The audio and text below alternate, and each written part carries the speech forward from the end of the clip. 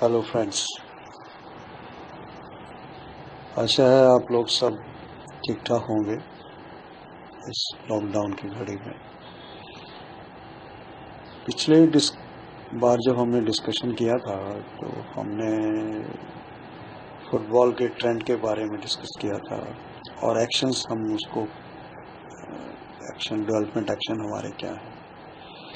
Trend में हमने देखा था कि हमने डाटा लिया था, एक ब्रॉडकास्ट ऑडियंस रिसर्च काउंसिल है BARC, उधर से डाटा और बाकी टीवी के जो एक्सपर्ट्स हैं उन्होंने डाटा दिया था कि बिलियंस में है जो फुटबॉल देखते हैं इंडिया में। तो उनका ट्रेंड है, इंटरेस्ट है, काफ़ी इंटरेस्ट है। फिर हमने देखा था कि हम एक्शंस क्या क्या करते हैं, हमारे एक्शंस, हमने पाया हमारे एक्शंस में अनजाने में ही हम नेगेटिव हैं।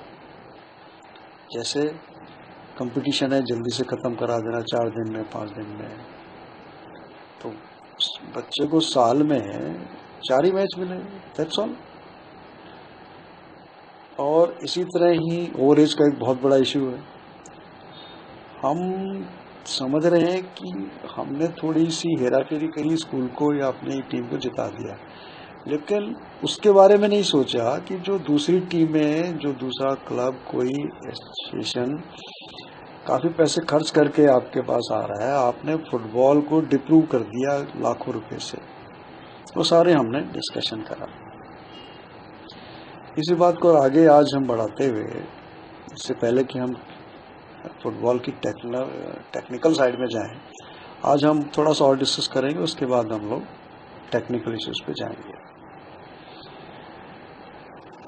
अमेरिकन सुपर कंप्यूटर्स, ये मेरे ख्याल 83-2 की बात है, उन्होंने एक सुपर कंप्यूटर ने प्रेडिक्शन किया on the basis of law of average. ये हर जगह एप्लीकेबल होता है, लॉ ऑफ एवरेज बोलते हैं, कोई भी प्रेडिक्शन करनी हो, सैंपल लेना।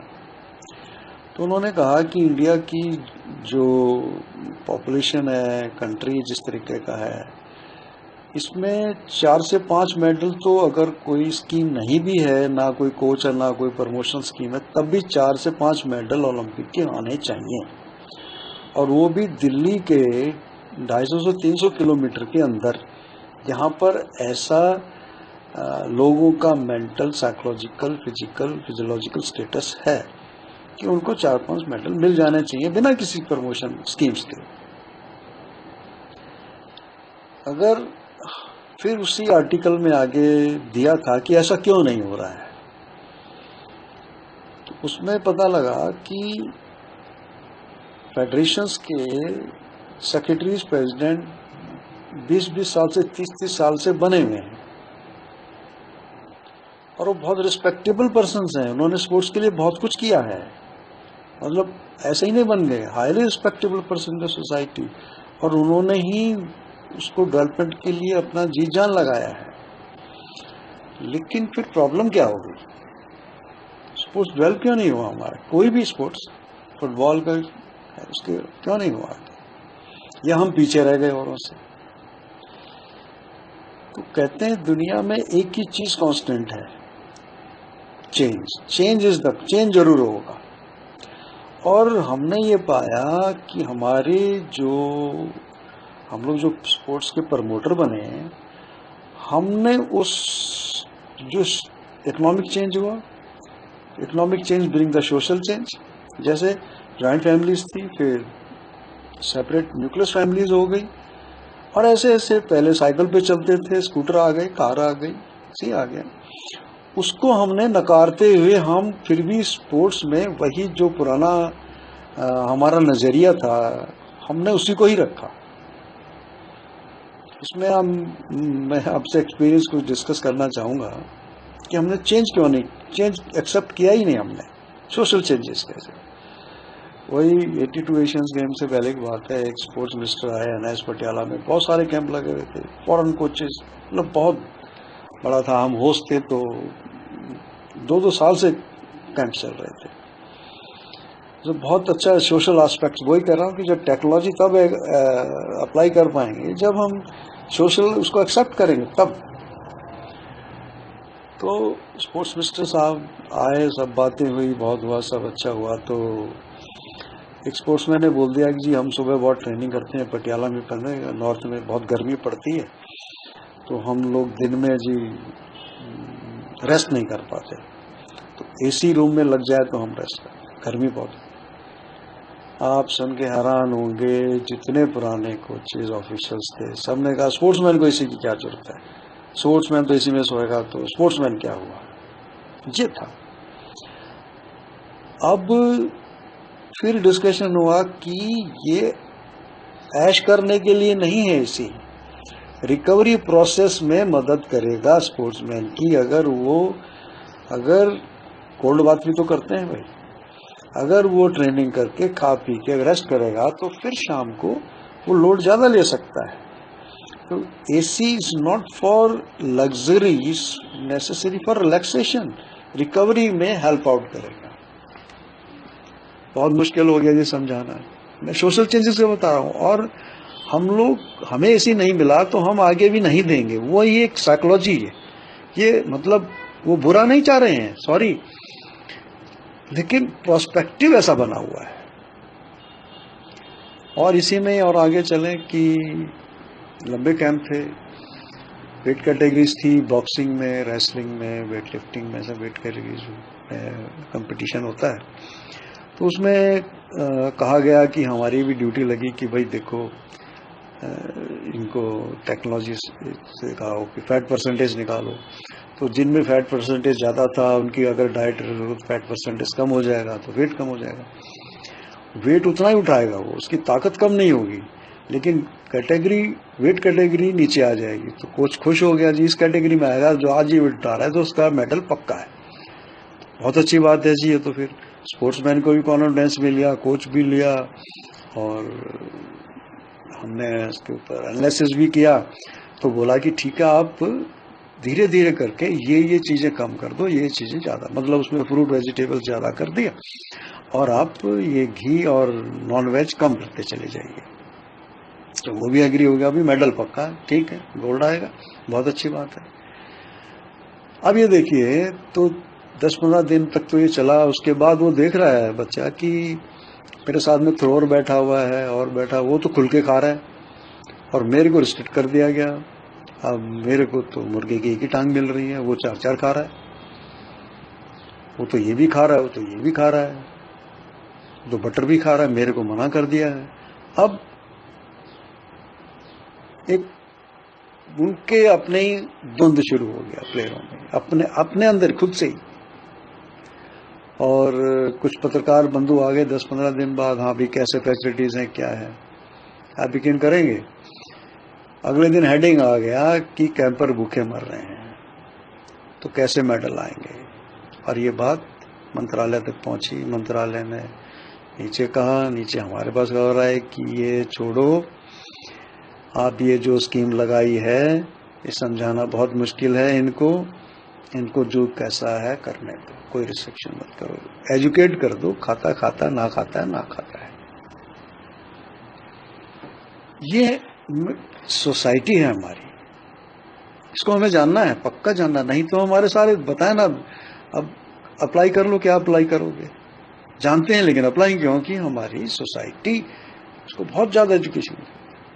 और अगर हम पीछे जाएं, 70-71 की बात है, नेशनल स्टेडियम ही होता था यहाँ, स्टेडियम दिल्ली में उस टाइम पे। तो यहाँ हम लोग खेलने जाते थे तो देखा कि NS पटियाला की बस खड़ी है, उसमें हॉकी स्टिक्स जा रही है खड़ी। कहाँ भाई हॉकी स्टिक्स कहाँ जा रही है? बोला ये ऑस्ट्रेलिया न्यूजीलैंड जाएंगी, उनको हॉकी का नहीं पता है कुछ, वो हॉकी नहीं जानते हैं, उनको हॉकी ना बनती है। आज हमें सब पता है ऑस्ट्रेलिया न्यूजीलैंड की क्या हालत है, हम वहां से कोच ला रहे हैं हमें हॉकी सिखाने के लिए। और आगे इसी बात को ले जाऊं, जब हॉकी की हम इसलिए बात करते हैं कि उसमें हमारे पास ओलंपिक गोल्ड इतने थे और आज हम उसके लिए तरस रहे हैं। साउथ कोरिया के एक प्लेयर आए थे, मिस्टर किंग, NS पटियाला से ट्रेनिंग करके गए और साउथ कोरिया में 4 साल में जाके एशियन गेम्स हुए थे, उन्होंने गोल्ड दिला दिया। उसका हेडिंग था बालकिशन इज माई गुरु। उसका इंटरव्यू हुआ कि भाई आप, बालकिशन जी उस टाइम चीफ कोच थे एनआईएस पटियाला में। हमने और कोचेस से पूछा भाई ये क्या है, ऐसे कैसे? 82 एशियन गेम्स में था तो इंडिया इधर से 10 गोल मार रहा, 8 गोल 10 गोल, इधर से पाकिस्तान 8-10 गोल मार के फाइनल आ रहा है। अब ऐसा क्या हो गया कि ये कोरिया जीत गया? उन्होंने बताया कि वो ऐसे तैयारी नहीं करते हैं। हमारा यहाँ तो है कि आप कह के देख लो, वो तो अब थोड़ा सा सुधार हुआ है कि जी फुटबॉल टीम जानी है, इसके साथ डॉक्टर भेज दो। डॉक्टर क्या करेगा? डॉक्टर ने खेलना है, फुटबॉल टीम है, कोच है, ज्यादा ले जाओ, ठीक है, ज्यादा डाइट खिला दो। डॉक्टर का क्या काम है? फिजियोथेरेपी, मैस्योर, कोई मतलब नहीं, ये हमारी सोसाइटी है। तो उन्होंने कहा कि कोरिया में जब हुआ तो मैच फिक्स है कि साल भर पहले शेड्यूल हो गया भाई ये, तो बोला वो इतना एनालाइज करते हैं कि इतना टेम्परेचर होगा, इस टाइम होगा, ये जो आर्टिफिशियल टर्फ है वो ये वाली लगेगी, उसमें इतना टेम्परेचर होगा, ऐसे शूज होने चाहिए, ऐसी टी शर्ट होने चाहिए, ऐसे सॉक्स, ऐसे शूज होने चाहिए, जिससे कि फटीग कम होगी। हमारे यहाँ क्या होता है, जो फ्री में दे दे, चाहे वो सूटेबल है कि नहीं है वो चलेगा। कलर एक ब्लू होना चाहिए, वो मोटी है, हल्की है, पतली है, और बोला उसके बाद आप शूज पहनते हैं, घिसते हैं, तो नए शूज से पहन नहीं सकते, नए शूज से आप प्रैक्टिस मैच नहीं खेलेंगे, पुराने शूज से खेलेंगे, वो घिस जाते हैं। तो बोला हर एक प्लेयर जो है ना पहले कंप्यूटर प्लेटफॉर्म है उसके ऊपर खड़ा होता है और उसमें से बतावे निकलते हैं, तो शूज घिसते हैं उसको कम्पनसेट करने के लिए, और उससे 10 to 15% फटीग कम होती है। सो इतना बारीकी से वो एनालाइज करते हैं और अपने आप को चेंज कर दे, अडॉप्ट करते हैं to the new situation. Hockey में तो हम सब जानते हैं कितने रूल्स चेंज हो गए, जिसके कारण से हमने उसको एडजस्ट नहीं किया। तो हमने जैसे पता किया ऊपर, सब कुछ अच्छा होते हुए भी, भला चाहते हुए भी सवाल उठता है कि हम ये सब क्यों डिस्कस कर रहे हैं। हम आप जहाँ कहीं भी हैं, हमारे पास 10 बच्चे आते हैं, 12 बच्चे आते हैं, जितने भी आते हैं, हमें ये सब चीज ध्यान में रख के कोचिंग करनी है, नहीं तो हमारी कोचिंग सक्सेस नहीं होगी। इन इश्यूज का हमें जानना बहुत जरूरी है, नहीं तो हम लोग अरे जैसे हमने करा था कि केव में बच्चे फंस गए थे, 9 दिन जिंदा कैसे रहे हो, उसमें तो कोई टेक्नोलॉजी नहीं थी बाहर निकालने की, पर फिर जब बच्चे निकल रहे थे तो उसमें कोई टेक्नोलॉजी बच्चे निकला है, लेकिन नाम नहीं बताया। तो ये सोशल एस्पेक्ट्स फैसिलिटेट करते हैं टेक्नोलॉजी को इम्प्लीमेंट करने में। अब जैसे हमने कहा डाइट है, बहुत सारी चीजें इम्प्लीमेंट ही नहीं कर पाए, हम जानते हैं फिर भी नहीं इम्प्लीमेंट कर, हमारी सोसाइटी ऐसी। तो आगे से हमें ये सारी चीजें जो सोशल एस्पेक्ट है हमने इसलिए डिस्कस करी है कि आप जहाँ पर भी हैं, जहाँ भी अभी एकेडमी चलती है, ये सारे जरूरी नहीं कि नेशनल कोच का ही काम है या ऑल इंडिया फुटबॉल फेडरेशन का ही काम है, हमें सबको समझना होगा अपनी सोसाइटी को, और उसको फिर हमारे एक्शन से होने चाहिए जिससे कि आगे प्लेयर डेवलप हो। आगे हम एज स्पेसिफिक ट्रेनिंग बात करेंगे और अगले उसमें, और मैं अभी आपको एक तो कोचेस के जो बहुत मशहूर आर्सेन वेंगर, सबने नाम सुना होगा, उसमें उन्होंने ये कहा है कि at young age winning is not important at all, most important thing is to develop creative skilful players with good confidence. मतलब वो कहता है विनिंग नहीं चाहिए मेरे को, लेकिन प्लेयर को डेवलप करने का क्रिएटिव डिक्लेयर करनी, स्किलफुल बनाइए और कॉन्फिडेंस दीजिए उसको।